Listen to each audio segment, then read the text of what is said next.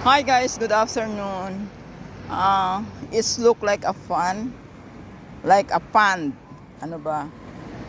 Hindi ka rin marunong magbigkas ah. Here guys, there is a duck. Resto bar daw to noon. It seems like an artificial. Parang artificial to guys ah. But where they get the water? Saan sila kumukuha ng tubig? Okay guys. I will try to go there. Oh, nakikita nyo eh.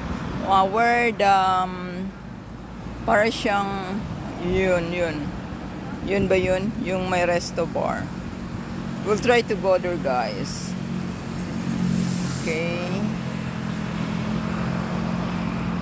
Parang napabayaan to guys due to pandemic. All right guys, right, see there are lots of trees and there is a tamarind tree, and no, that's an ipil-ipil, and then a coconut tree, and then this one, and then the kamanchili tree, and so on and so forth.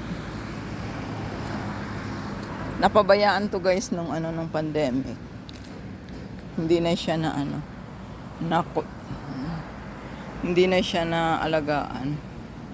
And then there is part there na may parang malaking gate.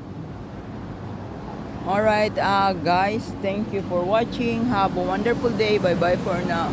Pero we will stay here until magti 3 minutes guys. Wala pa siyang 3 minutes eh. And then, have you see the flower there? Nice, yung santan. Pero I don't know why just on that part have a flower.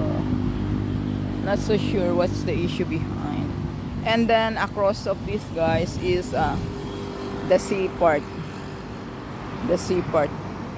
From here, going there, you just get across. Tatawid ka lang, guys. Tubig na yan. Pwede ka nang sumausaw doon. Pwede ka nang tumalon if ever. Pero I'm not so sure, parang wala mang naliligo dyan. Kasi dyan guys, maliligo ka, parang sugat lang abutin mo kasi daming talaba na parang di naman makakain kasi it's very small or patay yun.